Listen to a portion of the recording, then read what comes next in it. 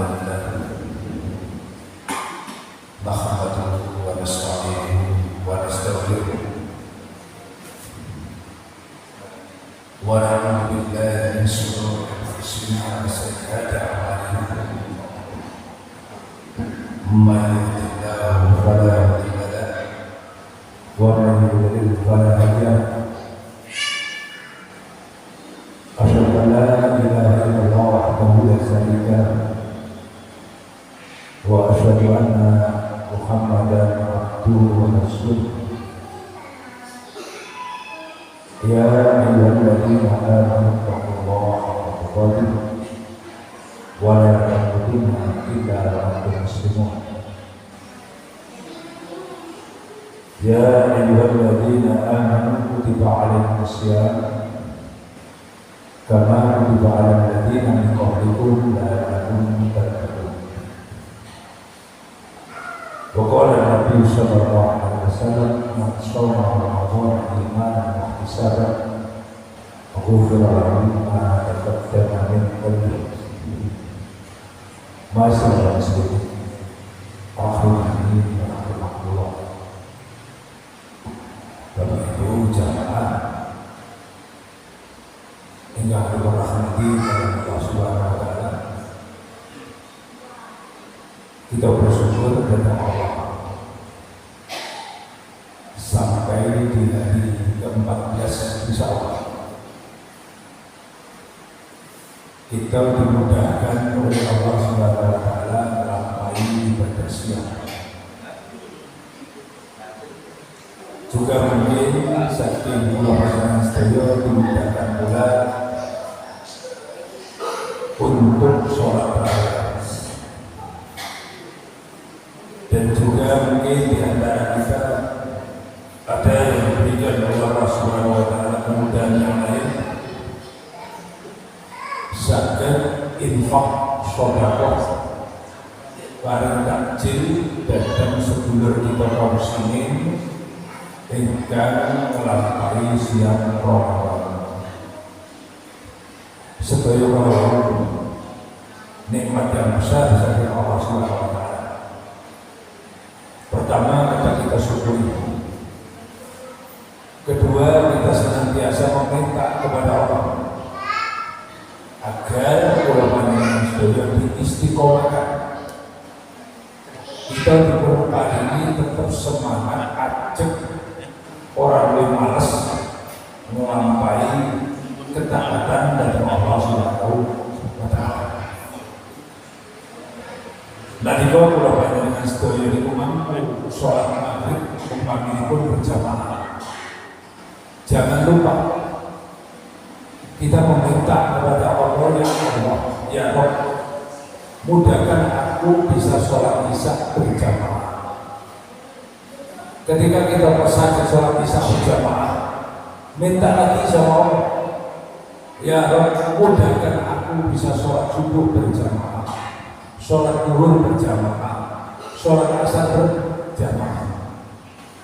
Kita meminta kepada Allah di bulan Ramadan ini sakit mengambil celah-celah waktu senggang, hingga kita sengaja di bulan Ramadan itu banyak kita itu mengurangi aktivitas. Kita isi dengan baca Al-Quran, tidak baca Al-Quran. Ketika kita sama haus Al-Quran, minta sama Allah, ya Allah, berilah kami istiqomah bisa baca Al-Quran. Ketika kita sudah bisa bersedekah, minta lagi sama Allah, ya Allah, berikan kemudahan kami bisa bersedekah dan lebih besar dan lebih besar. Begitu seterusnya. Masyaallah muslimin rahimani wa rahimakumullah. Tema yang diberikan oleh panitia takmir Masjid Al-Hidayah ini niku tegak di atas sunnah. Artinya iktisar bil kitabillahi was sunnah, gandoli kanthi terang. Jadi tegal niku ora mangsa diamuk badhe, ora mangsa namanya juga. Jadi tetap kokoh berpegang di atas Al-Quran dan As-Sunnah. Jamaah rahimahullah, ini topik ingkang mantap. Karena apa? Rasul alaihissalatu wassalam dalam hadisnya beliau bersabda, ya'ti alam nasi zamanun, bakal tekoh nok tengah-tengah menungso mongso utawa zaman, bakal teko ya'ti, bakal teko nok tengah-tengah menungso zaman. Zaman itu waktu itu masa. Kata Rasul, akan datang zaman di tengah-tengah manusia, as-sabiru ala dini, wong sing kekeh, wong sing sabar, taat, terus berjalan di atas agama. Sing dimaksud agama sing dibutuhkan oleh Rasul diibaratkan kalqabid ala zaman, koyo dene wong kang gegem. Wow, ngerti kok? Wow, paham? Barang. Jadi datang akhir zaman itu, wong sing kencang nih agama. Niku diibaratkan koyo betul. Lah kabeh kan ning agama terus. Gitu. Kabeh kan yo kekene agama. Masyarakat muslimin, beliau rahimahullah ta'ala mendatangkan potongan dalil saking Hudzaifah ibn Yaman.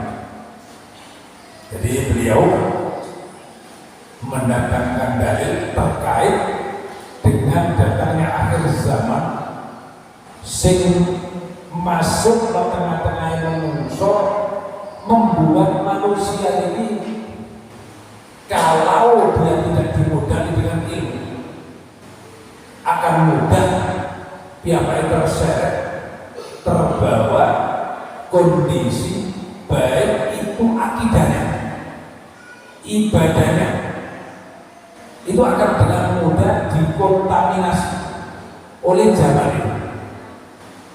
Beliau mendatangkan hadis saking Hudzaifah ibn Yaman. Hadis ini banyak yang meriwayatkan, Imam Bukhari meriwayatkan, Imam Muslim meriwayatkan, Imam Nasa'i, Imam Abu Dawud, Ibnu Abi Syaibah juga meriwayatkan. Dan ini adalah hadis sahih. Ada satu dialog yang lumayan antara Rasul dan Hudzaifah ibn Yaman. Hudzaifah ibn Yaman itu bertanya kepada Rasul, kalau orang-orang yang bertanya umum, Hudzaifah itu bertanya, hal ba'da dzalika khairi min syarrin ya Rasulullah. Di dialog yang panjang itu Hudzaifah benar-benar ditanya Rasul, sarampungi sedaya iki sampun dados saya, kita sami ngerti sadare Rasul alaihi salatu wasallam diutus, kondisi Mekah Madinah itu apa peradaban, akidah ini nyembah berhala, nyembah waktu, nyembah berhubung, bahkan kekejaman mereka anaknya sendiri harus dikubur hidup. Ini keburukan. Ini adalah bentuk kemungkaran terbesar. Milanya disebut dengan jahiliyah. Dia jahiliyah. Seiring waktu dengan kesadaran Rasul berdakwah dan pertolongan Allah Subhanahu wa Ta'ala, berubahlah kondisi ini menjadi baik. Uang yang biasa materi anaknya mendemuri anaknya menjadi sadar bahwa itu adalah titipan dari Allah. yang asalnya pada zaman jahiliyah ketika istrinya haid itu diasingkan keluar rumahnya harus bermalam berhari-hari sampai bersih, karena itu dianggap najis dan kotor, tidak boleh ada makan bersama mereka. Kata Hudzaifah Ibnu Yaman, setelah dakwah itu sukses berubah menjadi baik. Adab-adab antara wong karo wong dadi sopan, dadi ngerti. Sing tuwa iso menghormati, iso nyayani sing nom iso ngerti unggah-unggah wong tuwa. Nyembah alon-alon sing asale nyembah undut, sing nyembah patung dipikir-pikir dhewe, dipaes-paesi dhewe, dikei ngowangi dhewe, disembah-sembah dhewe, sadar akhirnya ditinggalkan dan kembali menyembah kepada Allah. Kata Hudzaifah Ibnu Yaman, hal ba'da dzalika khair min syarri ya Rasulullah. Apa nek wis apik ngono bali elek maneh. Kan pun saya menungso wis apik. Hudzaifah takon apa bali elek maneh. Maka Rasul alaihi salatu wasallam qala Rasul sallallahu alaihi wasallam, "Na'am." Nggih, bali elek maneh. Iki Quran Allah yang jaga. Hadis para sahabat dipun paringi Allah Subhanahu wa taala kekuatan hafal luar biasa menjaga hadis itu. Lho kok iso elek maneh lho piye? Niki kira-kira piye masalah ini? Apa terus wong gak salat belas? Terus apa wong gak maca Quran belas? Ternyata andil yang menjadikan rusaknya agama yang disebut oleh Rasul alaihi salatu wassalam du'atun min abwabi jahannam. Para penyeru doa itu jamak saking dari mengajak wong-wong nang lawan-lawane neraka jahanam. Doa para penyeru bisa dimaknai para pendakwah, bisa dimaknai para dai ngajak melawan-lawan neraka jahanam. Kira-kira bingung kok derek karo begini. Kok dai kok ngajak neraka jahanam. Awal kalau beliau rahimahullah ta'ala mengatakan hadis as-sabiru ala dini kal-qabid al-jabal. Uang sing kekeh sing sabar pegang agama iku diibaratkan gegem. Betapa kita pada saat ini benar-benar kaya diri gegembok. Para penyeru nggak ada. Kita dibuat bingung, gitu. Mereka mengantarkan kita ke pintu-pintu neraka. Apa-apa dibuat kita bingung. Ada dai kadang yang aneh-aneh menyamakan antara dakwah di mana itu, di tempat-tempat. Pokoknya sing aneh-aneh menyeru kita. Jadi seperti itu. Maka Rasul alaihi salatu wasallam mengajabahu ilayya qadafufiyah, sapa sing memenuhi ajakan mereka, ajakan dai tersebut. Jadi dai itu mengajak. Gitu.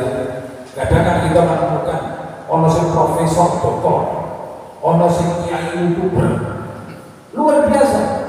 Dan ini punya pengikut, punya orang-orang yang fanatik mengikut di belakangnya. Apa yang dia sampaikan dianggap semuanya kola Rasul. Padahal ini yang disebut doa min abwabil jannah, mengajak kita untuk ke neraka jahanam.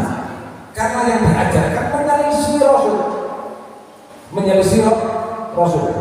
Kadang kita temukan gitu, wong gak jilbaban itu orang wajib. Akan bingung dengan gak jilbaban itu wajib. Jilbab itu dari surat Al-Ahzab ayat 59 sudah jelas. Gak jilbaban orang wajib. Itu membunuh, mengkat beberapa dalil termasuk hadis-hadis. Masuk kalian seperti ini doa min abwabil jannah. Masuk. Masuk. Hari ini ngomong kebelik. Belum juga kebelik ini selesai. Nanti sudah ngomong tahu. Terus diumbang-ambing oleh orang-orang yang seperti itu. Maka kata Rasulullah SAW, man aja bau ilaiha qadafuhu fiha. Sapa sing memenuhi ajakan wong-wong dai-dai ini diseret juga ke neraka jahanam. Apakah kita hanya sekedar mengikuti mereka dalam artian pokoknya ajakannya apa kita mengikut? Tidak hanya sampai di situ. Yang menjadikan lancarnya dakwah mereka, yang menjadikan mulusnya terselenggara dakwah mereka, bahkan ikut menyebarkan karya-karya tulisnya, ini masuk doa atau min abu abi jahanam di akhir zaman. Selanjutnya Rasul Hudzaifah bin Yaman qultu ya Rasulullah, tangkap mali ya Rasulullah, sifat lana sifatnya kebiasaan panjenengan gambar sifatnya dari penyeru ke neraka jahanam ini. Judul bab yang kita bahas sore ini adalah al-i'tisam bi kitabillahi wa sunnati Rasulillah sallallahu alaihi wasallam. Kegantungan ngerakut bapok dan kitab Allah dan sunnah Rasul. Tapi orang bodoh, orang yang kurang ilmu gampang diseret oleh orang yang pakai sorban, pakai peci haji, pakai gaya-gaya seorang masyayikh. Tapi ilmu nih, gitu, menggok ngalor, menggok metan, orang melu sirotol mustaqim. Maka perlu dijelaskan oleh Rasul alaihi wasallam. Benar kata Hudzaifah bin Yaman, siduma panjenengan sudah sifatnya cirine dari sini ini kepiye gitu. Dan ini benar-benar menuntut kita untuk nyekali agama dari ini pokok dan belajar di sini tinggal ada Rasul gitu. Di ruang perkara kalau paling gambar jilbab bola wajib. Dan jilbab bola wajib berarti nutup aurat orang wajib. Nek nutup aurat orang wajib berarti mintul udah terlurus. Kayaknya dia tahu. Jadi yang disebut oleh Rasul. Ketika kondisi ini sifatnya di mana oleh Rasul alaihi wasallam? Kemudian Rasul alaihi wasallam jawab, "Qala ia tak jelas loh dari Rasul. Qaumun min jildatina wa yatakallamuna bi alsinatina." Iki kaum kulite padha karo awakmu. Artinya orang yang bisa mempengaruhi kita itu mesti gitu, mesti boleh dari kulite padha sapa matine gitu. Wa yatakallamuna bi alsinatina, ngomongnya bahasa ini yang mudah mempengaruhi kita. Kalau ada yang benar kemudian beda kulit gitu, beda cara ngomongnya, kadang mikir wah ini beda ya, jadi jalur gitu. Jadi begitu fasik yang tidak Rasulullah SAW, karena Allah yang membimbing sifatnya kaya mana kola kultu ya Rasulullah tangkap oleh Hudzaifah fama taroin akrokan tidak Rasul kepiye fama taro mongko opo piye ning aku iku kondisi keadaan akan doa akan penyeru wong sing ngejak antara kerjaan nyereni wong tapi berdressing berpakaian seakan-akan itu benar. Maka pertanyaan Hudzaifah fama tarawih asrof tidak kepiye nek kula iki merapi keadaan sing kados ngoten. Saat ini kira-kira sing kula paling coba tunggal niku wis muncul. Jenengan kados contoh malih. Bahkan sekarang itu ada yang menyamakan Al-Quran dengan Injil. Lucu juga. Gitu. Lucu juga dan muncul. Dan ini konsumsi orang-orang yang kurang ilmu, yang ada ilmu akan berpikir. Gitu. Kalau orang berilmu tahu qawaid dawabitnya jelas. Gitu. Ada lagi yang muncul. Wong Islam oleh beringati Natal. Omong apa betul? Enten dah. Oleh. Dan itu piye ini? Lah sing ngomong iki pegede. Wong sing panggilannya panggilan gak sembarang oleh beringati. Ya berarti kan bentuk pengakuan. Dan yang dari itu beringati Natal berarti kan ngakoni Allah itu duit anak. Allah duit anak. Dan yang Allah duit anak berarti laki-laki kalau bukan orang usah digawe. Nah ini yang terjadi di tengah-tengah itu. Allah duit anak kamu peringati, ikut peringati, bahkan ikut gotong patung gitu. Sinten Bunda Maria digotong. Gitu. Kasih gotong itu. Jadi ini toleransi. Ini toleransi atau asik yang bingung. Padahal di dalam Al-Quran agama sesembahanmu ya sesembahanmu. Kita nggak boleh talbisul haqqa bil batil, umpuk sampai tadi gaduh-gaduh karena batil tidak dirosiji. Akhirnya rasanya ora jelas. Makanya judul kajian yang diberikan oleh Imam Takmir Al-Intisar bil kitabillahi azza wa jalla wa sunnati Rasulillah sallallahu alaihi wasallam perlu kita bahas. Saat ini kita rasakan, bahkan kita temukan di anak-anak muda ini, dan mulai termasuk ada keluarga yang ketika itu daftar salah satu perusahaan menjadi karyawan tetap, masuk sudah diterima karena skillnya bagus. Ketika masuk pertama kali, tanya musuh, dijawab oleh pihak zakat. Sampai itu apinnya, gawe apinnya sholat. Jawab dia, kan kita ini kan harus sholat dong, mas. Nanti jam waktu sholat. Di sini itu menjawab nggak ibadah, di sini itu menjawab nggak ibadah. Yang jawab ini sangat tanya KTP-nya Islam. Degradasi agama di kali kalau ini itu sudah masuk ke ini instansi pabrik dan sebagainya. Dan orang itu rela gitu, gak sholat, gak poso, sing penting orang di pihak. Kalau ngomong itu harus ngomong betul. Perlu kita berpegang pada ketika Hudzaifah ibn al-Yaman fama taro in adrokani dari Rasulullah, piye pendapat panjenengan iki kula menangi jaman sing kaya ngono. Qala Rasul alaihi salatu wassalam taqsamu jama'atul muslimin wa imamah. Awakmu harus kumpul karo jamaah kaum muslimin dan imamnya. Jamaah kaum muslimin yang dimaksud adalah kaum muslimin yang di atas sunnah, yang di atas Al-Quran dan sunnah, dan imam-imam mereka yang mereka itu masih kekeh memegang warisan Rasul. Apa itu? Ilmu masih terus mereka kembangkan dengan sebegitu. Nah kita harus kumpul, bergabung agar kita aman dari apa? Dari fitnah doa min abwab jahannam. Para penyeru pintu-pintu neraka jahanam. Masyaallah muslimin.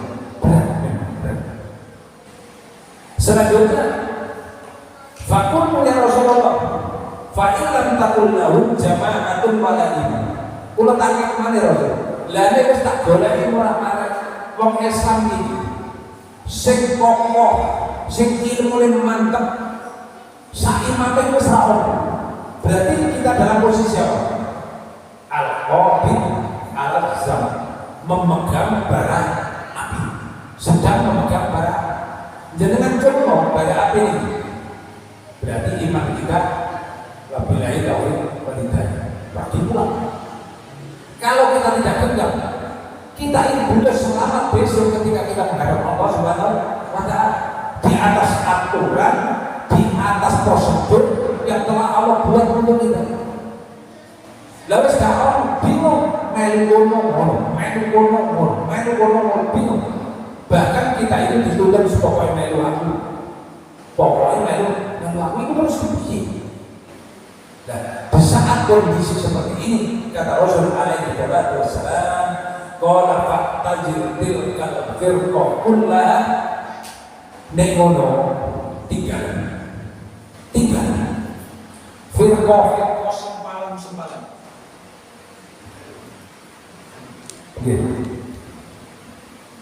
tinggalan firqa sempalan sudah. Artinya apa? Saat ini alasan masa bingung. Kemudian kata Rasul, kullaha semuanya, walau anta addo ala asli sajarah, sampai awakmu memaksa harus merakut bongkahan pohon besar, dan kita harus merangkul pohon yang besar. Ini adalah sebuah ibarat. Inilah kalau Rasul yang masih ada, kebenaran yang masih bisa kita lihat. Rangkul kuat-kuat. Dan dalam kondisi ini kita kemudian akan dihadapkan macam-macam fitnah luar biasa, dan fitnah ini akan bisa kita hadapi dengan apa? Hanya dengan sabar dan ilmu. Maka kemudian Rasul alaihi wasallam ketika kita disuruh walau anta abdu ala asli sajaratin hatta yudrikal maut wa anta ala bari, sampai kematian itu menjemputmu, awakmu bisa tetap merakut bungkai pohon sekuat. Apa itu? Apa yang dimaksud dengan itu? Adalah qala Allah wa qala Rasul. Jamaah kira-kira saya kalau sampai ini wis Allah kita bersahabat atau rasa apa ya? Lihat dan merasa berbagai macam kadang itu tulisan yang ada, yang bisa kita simak, yang bisa kita rasakan betapa banyak pembelokan ajaran Allah dan Rasul, sampai kita ini dituntut untuk diam karena tidak mampu melawan. Kaya ucapan umroh tawaf wis gak guna boleh Mekah Madinah, cukup di Pulau Batu. Ada dan terjadi. Bahkan untuk bisa datang ke tempat yang disebut itu, mereka sudah bisa membuat hadis baru dan jangan bodoh karo umum. Hadis baru atau tidak? Hadis baru. Perjalanan dari ini ke ini kalau sudah selesai tuntas sempurna sama dengan haji. Dengan mudahnya ini diterima oleh orang-orang awam yang tidak mau mempelajari ilmu. Akhirnya orang satu kanut tinggal situ saya kanut dari kandungan ilmu. Ini yang disebut oleh Rasul. Ya'ti ala nasi zaman as-sawbiru ala dini kaqobin ala zaman. Bakal tekon tengah-tengah umat uang sing sabar kekeh megang agama Allah kaya dene kekeh. Terjadi dong. Terjadi. Bahkan ada di tempat-tempat lain masjid itu kalah ramai dengan tempat tertentu di waktu yang sama. Nah kalau tidak ada yang menyampaikan keutamaannya mengalami orang itu, gitu, tidak akan tahu. Dan ini akan datang di tengah-tengah kita sebagai fitnah, ujian berat bagi orang-orang yang beriman. Mila Bapak Ibu, rahimahullah. Selanjutnya dia mendatangkan dalil saking di surat An-Nisa 59. A'udzubillahi minasyaitonir rajim. Bismillahirrahmanirrahim. Ya ayyuhalladzina amanu, he wong kang padha iman.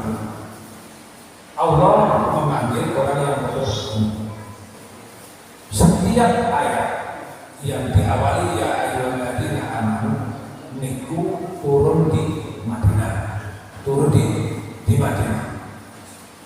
Banjur Allah Subhanahu wa taala perintah ati Allah. Ta'atonan Allah. Nurutonan Allah. Wa Rasul wa ati Rasul lan nurutonan Rasul. Kita stop tadi. Perintahnya jelas, gamblang, gampang difahami, gak butuh wong nerangno. Mergane bahasa cetok itu tak ada Allah, tak ada Rasul. Kadang Allah telah memberikan suatu aturan begini dan begitu. Rasul telah memberikan contoh begini dan begitu. Tapi manusia kecontohan memilih cara ada dua. Nekatan dia baik puas dengan perintah Allah dan perintah Rasul, maka dia akan mencari cara yang lain untuk memuaskan dirinya. Nekatan dia merasa berat dengan perintah Allah dan Rasul, maka dia akan mencari cara untuk meringankan perintah tersebut. Mungkin mereka mencari apa? Mencari pembanding. Ketika datang qala Allah wa qala Rasul, nanti dulu akan saya pikir-pikir dulu. Kalau cocok dengan otakku, cocok dengan pikiranku, is okay. Kalau tidak, nanti dulu tak proses di sini. Kondisi ini muncul di akhir zaman, dan banyak sekali. Tidak hanya salah satu dua hukum, tidak hanya satu dua syariat yang mereka udah akhirnya ibarat